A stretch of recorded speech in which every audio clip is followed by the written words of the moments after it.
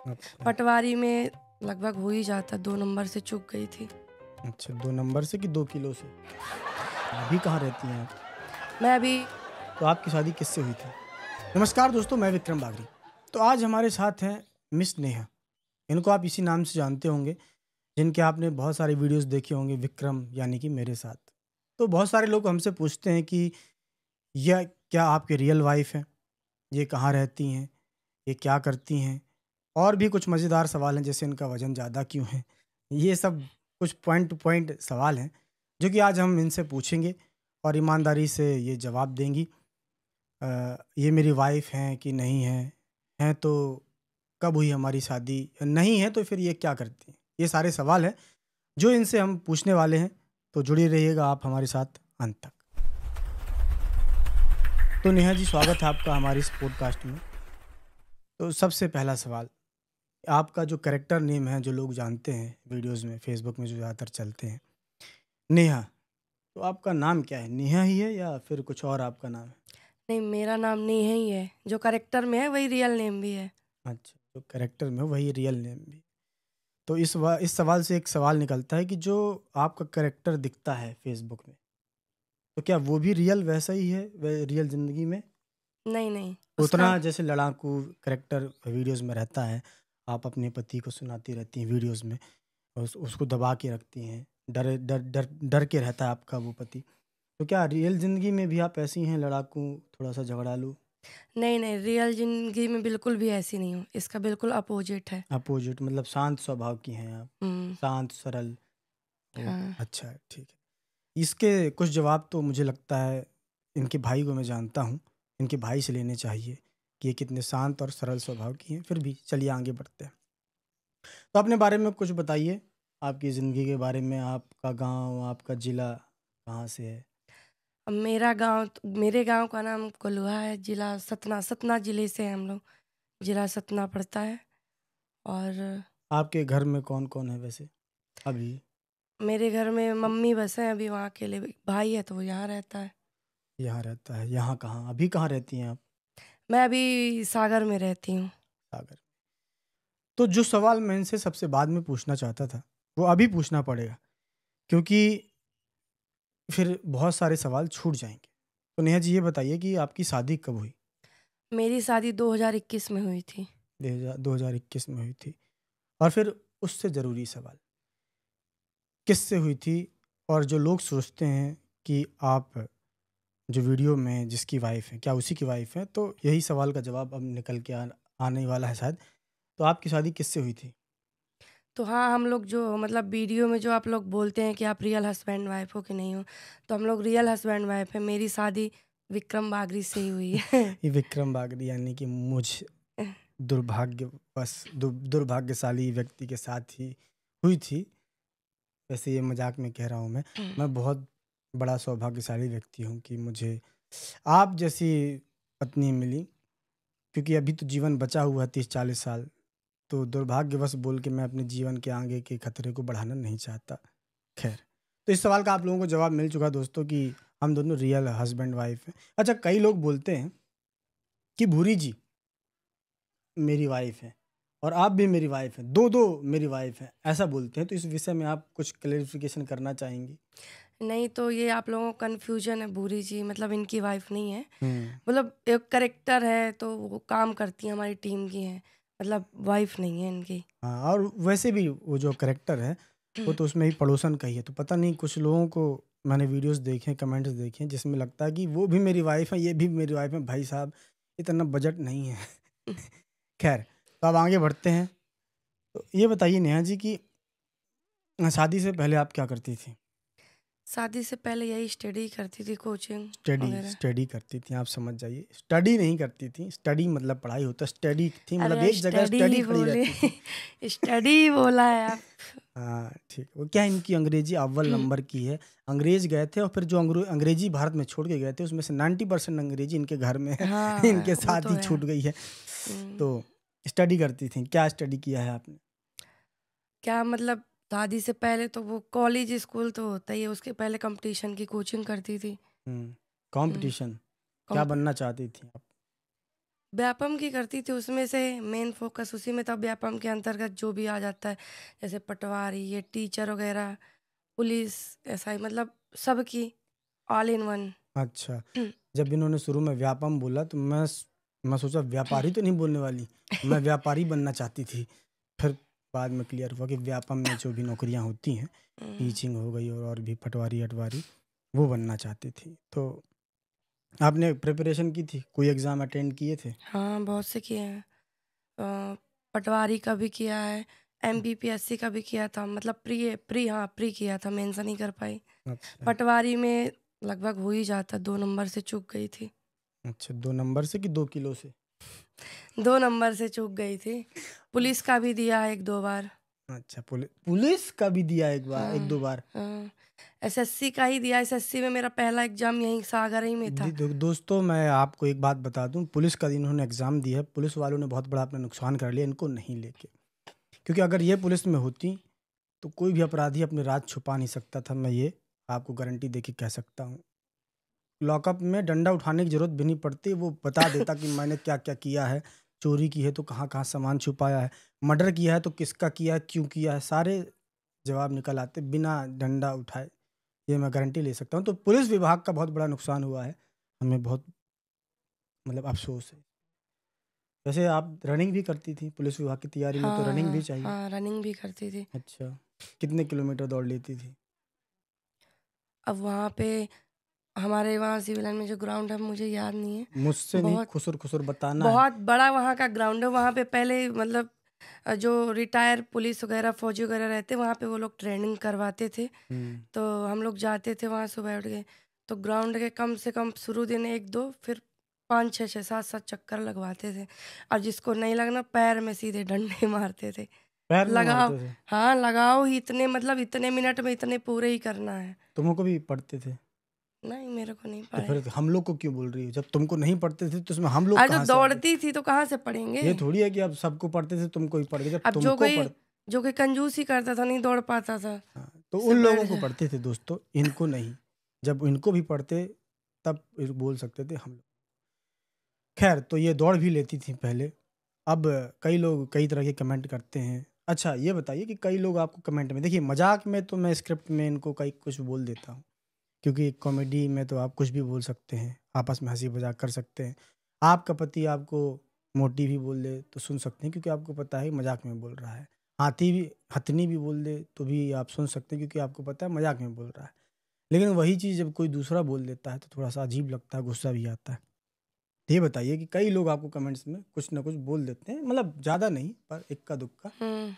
तो जैसे मैंने ही आज एक कमेंट पढ़ा था, मैं अभी एक्सरसाइज़ कर रहा हूँ, अपनी बॉडी बिल्डअप कर रहा हूँ, तो एक ने बोला था कि अपनी तो बनवा ही रहे हैं, अपनी हिप्पो की भी बनवा दीजिए। तो आप इस पे क्या कहना चाहती हैं कि जो लोग ऐसा बोलते हैं? तो क्या बोलूँ, मतलब बहुत से लोग होते हैं नेगेटिव कमेंट करने वाले। वो पहले मेरा वेट ऐसे नहीं था। आप खुद जानते हो, हाँ, पहले मेरा वेट ऐसा नहीं था। वो डिलीवरी के बाद ही ऐसा हो गया है। जी। तो जो तो चेंजेस होते रहते हैं। जब धैर्य का जन्म हुआ 3 साल पहले, तो उसके बाद थोड़ा बॉडी वेट बढ़ना शुरू हो गया। बाकी तो ठीक है। आपस में मज़ाक चल जाता है, पर दूसरा कोई जब बोलता है तो अजीब लगता है। अपने पिताजी आपको अपने को गाली दे दें तो उतना गुस्सा नहीं आता। पड़ोस वाला दे दे तो फिर भाई लगता है कि पड़ोसी के घर में आग लगा दो, ऐसा होता है। बाकी हम तो कुछ नहीं, हमको तो मज़ा ही आता है। इसमें मज़ाक कर रहा हूँ, गुस्सा मुझे भी आता है लेकिन फॉलोअर है ना, फॉलोअर की रिस्पेक्ट करनी चाहिए। खैर दोस्तों तो आगे बढ़ते हैं।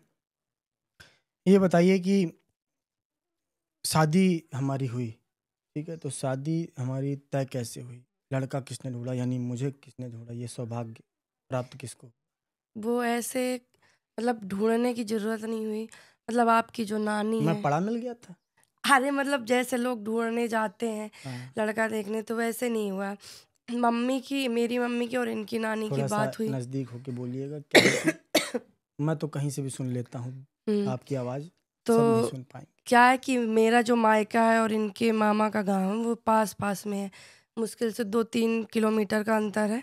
और वहीं पे पास में एक कस्बा टाइप में है कुलगढ़ी, वहाँ पे थोड़ी-मोटी बाज़ारें जो भी लगती हैं।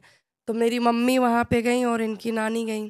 तो ऐसे ही बातचीत हुई, थोड़ी बहुत जो भी हुआ कि हाँ मेरी लड़की है, लड़का है। नानी ने बोला नाती, तो उनसे बात स्टार्ट हो गई। तो उन्होंने बोला ठीक है, ऐसे ऐसे बात बड़ों तक गई, तय हो गई। तय हो गई और हमारी ज़िंदगी तय हो गई दोस्तों। मुझे अभी आज भी ध्यान है कि मैं शाम का समय था, रात हो रही थी, तभी नानी का फ़ोन आया कि ऐसा-ऐसा है, करोगे? अब क्या है, नानी-नाना को मैं अपने माता-पिता से भी बढ़ के मानता हूँ क्योंकि बचपन में रहा हूँ उनके साथ, वो प्रेम भी बहुत करते हैं। मेरे मामा जी नहीं हैं, अकेले मम्मी बस हैं। तो मैं वहाँ रहा हूँ तो मुझे बहुत मानते हैं, तो उनकी बातों को बहुत कम टाल पाता हूँ मैं। तो उनने पूछा, रात हो रही थी मैंने आपको बोला, तो मैंने बोला ठीक है कर दीजिए। तो उस समय भी रात हो रही थी और शादी के बाद तो रात होती है ज़िंदगी की। तो ऐसे हमारी शादी तय हुई। मतलब मेरी नानी और इनकी मम्मी ने मिलके बैंड बाजा का इंतज़ाम किया। ख़ैर, तो एक इंटरेस्टिंग बात इसके आगे की ये है कि सबसे पहले आपको देखने के लिए कौन-कौन गया था? सबसे पहले मम्मी, मतलब इनकी मम्मी, मम्मी, बुआ और मेरी जो नंद है, वो तीनों लोग ही गई थी। हुँ। फिर नाना जी भी गए थे बाद में। नाना जी भी गए थे और हुँ। जिसकी शादी होनी थी वो कब गया था? सबसे लास्ट में गया था क्या? हाँ, ये सबसे लास्ट में गए थे। समझ गए दोस्तों। जिसको झेलना है हुँ। मतलब जिसकी शादी होनी है, उसी से सबसे लास्ट में पूछा गया। पूछा भी नहीं गया, तय होने के बाद बोला गया जाओ एक बार देख लो, मिल लो, जुल लो। होना वहीं है, बस चले जाओ फॉर्मेलिटी के लिए। तो मैं सबसे लास्ट में गया था और बहुत तैयारी करके गया था ताकि कोई दिक्कत ना हो, लड़की मुझे नापसंद ना कर दे कहीं। तो बहुत अच्छे से तैयार होके गया था। क्या मैं सही बोल रहा हूँ? नहीं, ये बिल्कुल झूठ बोल रहे हैं। मतलब ऐसा बन के गए थे कि इतना नॉर्मल तो इंसान घर में भी नहीं रहता अपने। तो मतलब मतलब ऐसा बन के गए मैं थे। पहना क्या था? लोवर पहने थे, वो भी पुराना-पुराना सा लोवर, और बाल तो सर में थे ही नहीं। बाल बाल सर छोटे-छोटे। में नहीं थे, इसका मतलब देखिए अभी बाल थोड़े तो सर में है।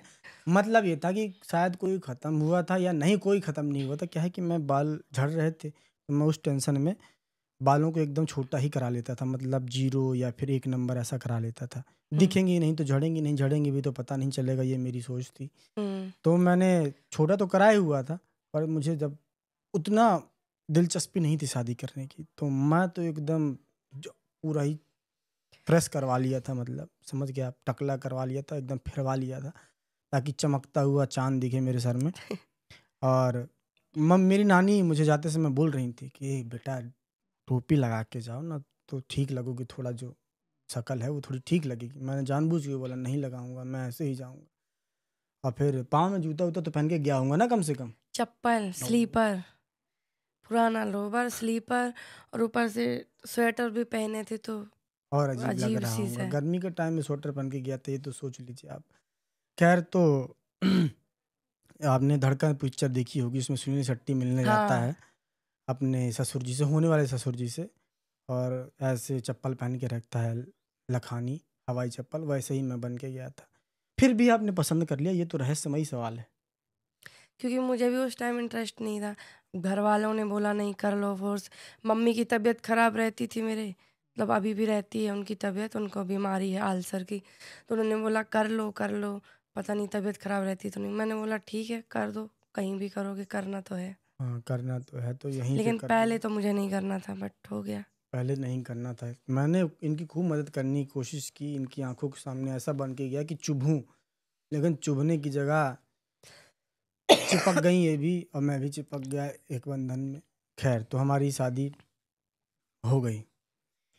शादी के बाद क्या-क्या बदलाव आपको महसूस हो रहा है आपके जीवन में? शादी के बारे में क्या सोचा था कि क्या होगी ज़िंदगी और हकीकत में क्या निकल रही है? ईमानदारी से बताइए, कोई इसमें झिझक वाली बात नहीं।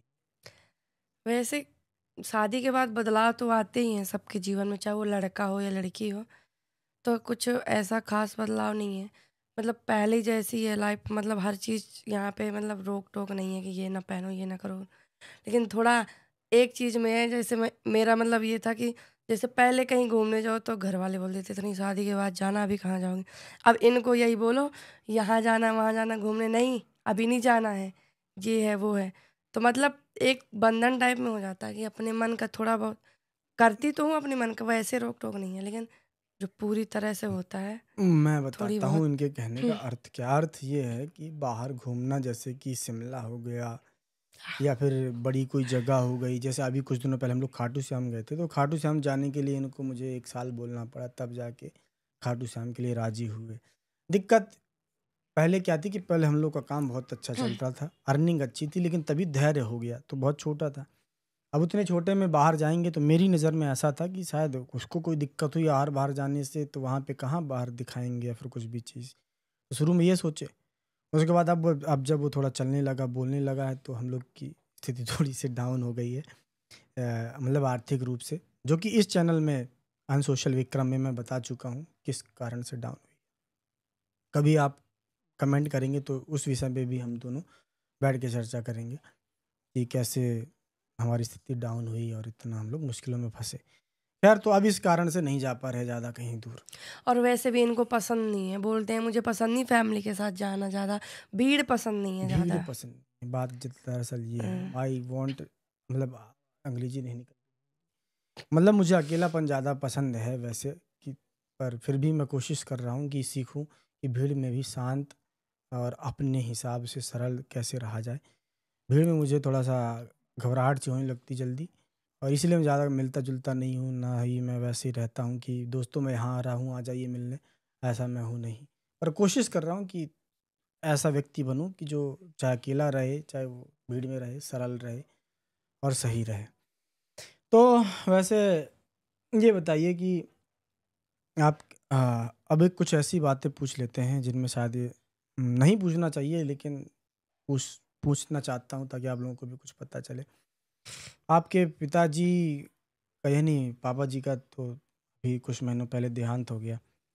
तो अ, मतलब कितने साल के थे उनको और क्या था?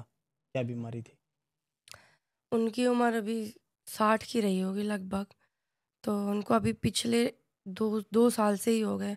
कैंसर था उनको, तो डॉक्टर ने ही बोल दिया था कि लगभग इनके पास 1.5 साल का टाइम है। लेकिन फिर भी हम लोगों ने कोशिश बहुत की, दवाई करवाया, बहुत हर चीज़, बहुत 2 जितना हो सका उतना किया, लेकिन फिर भी लास्ट टाइम पे जो डॉक्टर ने बोला था वही हुआ। हम नहीं ठीक हो पाए, नहीं बचा लंग पाए। कैंसर था उनको, और एलोपैथी में तो लगभग है ही कि अगर 4th स्टेज लंग कैंसर है तो अनट्रीटेबल है। अ, उसका बस कीमोथेरेपी ही इलाज है, ऐसा एलोपैथी में है। तो जितना हो सकता था हमने किया, बहुत कोशिशें की। उम, और उसके बाद आयुर्वेद में कुछ चीज़ें निकल के आईं कि शायद आयुर्वेद की इस पद्धति को फ़ॉलो करने से वो ठीक हो सकता है। 1-2 हॉस्पिटल का मैंने नाम सुना, हिम्स करके कुछ अस्पताल हैं, तो उनके यहाँ कुछ कैंसर वाले पेशेंट्स को आराम मिला। नवजोत सिंह सिद्धू की वाइफ़ को भी कैंसर में कुछ आराम मिला, कुछ स्पेशल आयुर्वेदिक पद्धति में करने से। तो करवाना चाहते थे, पर परिस्थितियाँ थोड़ी उलझ गईं बहुत, तो कुछ नहीं कर पाए, और अंत में वही हुआ जो आजकल अधिकतर कैंसर पेशेंट्स के साथ होता है, जो स्टेजेस जिनकी बढ़ जाती। तो यही चीज़ एक बताना चाहता हूँ मैं नेहा से ही पूछ के, ये बता के कि आपके पिताजी को कैंसर किस कारण से हुआ था? मेन कारण क्या था जो डॉक्टर ने बताया? उसको क्या बोलते हैं? गांजा? हाँ, वो गांजा पीते थे, मतलब हाँ, उसी वजह से डॉक्टर ने बताया। लेकिन मुझे अभी पता चला, मम्मी ने बताया था कि एक टाइम में, मुझे पहले पता नहीं था कि के लिए ऐसा हुआ था। मम्मी ने बोला था कि एक टाइम पे वो गिर गए थे कहीं से, जो मेड़ें होती हैं खेतों की बड़ी-बड़ी, वहाँ से। तो यहीं पे मतलब उनके लग गया था, तो दवाई तो करवा लिया था, दर्द खत्म हो गया था सब कुछ, लेकिन डॉक्टर ने बोला था थोड़ा-सा गाँठ है तो दवाई से ठीक हो जाएगी। लेकिन फिर बाद में पता चला वही गाँठ बढ़ी थी। अच्छा, ये तो मुझे अभी हाँ, अभी मुझे अभी खुद पता चल मम्मी रहा ने है। बताया था अभी, तो फिर बाद में पता चला। तो हो सकता है दोस्तों कि ये एक कारण रहा हो, लेकिन जो डॉक्टर ने तब बताया था, वो जो गांजा होता है वो एक बहुत बड़ा कारण होता है, चाहे वो स्मोकिंग भी हो लंग कैंसर के लिए। तो अगर आपके पास कोई इसका यूज़ करता है तो देखिए, मैं हम लोग तो ये बोल सकते हैं कि ना करे, बाकी तो जिसको अच्छी आदत है वो किसी के बोलने से नहीं जाती जब तक व्यक्ति खुद ना प्रयास करे। तो ये चीज़ हो गई। अब आपको कैसा लगता है कि आपकी मम्मी वहाँ अकेले रहती हैं अभी और उनको भी कई तरह की समस्याएँ हैं? बिल्कुल भी अच्छा नहीं लगता, लेकिन क्या कर सकते हैं, मजबूर हैं, मजबूरी है। क्या है कि स्थिति है हम लोग की भी थोड़ी सही नहीं है, नहीं तो हो सकता था कि हम लोग सब साथ में ही रहते। फिर भी कोशिश कर रहे हैं, साला यहीं पे साथ में रहता है इसका भाई। कोशिश कर रहे हैं कि कुछ करके अच्छी स्थितियाँ बने ताकि या तो वो लोग यहाँ आ जाएँ, क्योंकि मेरे नाना-नानी भी अकेले रहते हैं, या तो हम लोग वहाँ चले जाएँ। ठीक है, तो नेहा जी, आपका भी आगे का सपना क्या है? आगे का सपना बस यही है कि जो जो काम हम लोग कर रहे हैं, तो थोड़ा वो अच्छे लेवल पे चला जाए, थोड़ा सही हो जाए काम-वाम, ताकि एक अच्छा-सा हम लोग घर बना पाएँ, जहाँ पे सब कोई साथ में रहे। मतलब ये टेंशन ना रहे कि आधे इधर हैं, आधे उधर हैं, तो उनको देखो, फिर इनको देखो, यहाँ का देखो। आपके पिताजी जाते-जाते शायद कुछ कह गए थे। उम, पापा ने भी लास्ट टाइम जाते-जाते बोला था कि बेटा अपने काम पे ध्यान देना, उसको अच्छा करना और आगे बढ़ाना, ताकि सही रहे सब। क्या उन्होंने मुझे ये कहा था, क्योंकि क्या है, हमारा काम बहुत अच्छा चल रहा था जब तक वो स्वस्थ थे। उसके बाद जब उनकी बीमारी बढ़ती गई और फिर हम जहाँ काम करते हैं उसकी पॉलिसीज़ ऊपर-नीचे हुई। काम तो ठीक है, व्यूज़ फ़ेसबुक में अच्छे आते हैं, अभी भी ठीक आते हैं, पर पॉलिसीज़ कुछ चेंज हो गई, उसकी वजह से अर्निंग डाउन है। तो काम धीरे-धीरे वैसे हमारा डाउन होता गया अर्निंग वाइज़, तो इसीलिए वो भी अंत समय में परेशान से ही गए कि इन लोग का आर्थिक स्थिति थोड़ा-सा खराब हो। तो बस यही है कि हम लोग का काम सब अच्छा चलने लगे, क्योंकि अभी-अभी इतनी टेंशन हर चीज़ की रहती है ना, अगर हमें अपना बस देखना हो, अपने से मतलब हो तो नहीं, सबका सोचना पड़ता है, देखना पड़ता है, किसको क्या दिक्कत, तकलीफ़, बीमारी, हर चीज़ का। तो वही चाहते हैं कि सब कुछ सही हो जाए, ताकि सब कोई साथ में रहे। तो दोस्तों, मुझे उम्मीद है कि इस पॉडकास्ट से आपकी बहुत सारी चीज़ें, बहुत सारे सवाल मिट गए होंगे, जैसे कि हम लोग रियल हस्बैंड वाइफ हैं कि नहीं, नेहा जी क्या करती हैं, हम लोगों की शादी कब हुई, या फिर भूरी जी कौन है। आप लोग के सवाल होंगे या कमेंट्स होंगे तो भूरी जी का भी इंटरव्यू आपके सामने लाएंगे। मनोज जी उनके रियल हस्बैंड हैं या नहीं, उनकी शादी कब हुई, लव मैरिज हुई, अरेंज मैरिज हुई, ये सब सारे सवाल हैं बहुत सारे। उनकी जीवन की भी इंटरेस्टिंग कहानी है, तो उनका भी पॉडकास्ट कर देंगे। फिलहाल इस चैनल पर अलग-अलग सेलिब्रिटीज़ बुलाने की कोशिश करेंगे, अलग-अलग क्षेत्र के व्यक्ति बुलाने की कोशिश करेंगे, जो अपने जीवन और अपनी कहानी के बारे में बताएँगे। इन्फॉर्मेटिव भी होंगी कुछ चीज़ें, कुछ पॉडकास्ट। तो आप अनसोशल विक्रम पॉडकास्ट चैनल को सब्सक्राइब करें यूट्यूब में, और मुझे उम्मीद है कि मैं आप लोगों को तक एंटरटेनिंग पॉडकास्ट लाऊँगा, जिनमें कुछ इन्फॉर्मेशन भी होगी, कुछ अच्छी जानकारी भी होगी। बहुत-बहुत धन्यवाद। मिलते हैं अगले पॉडकास्ट में।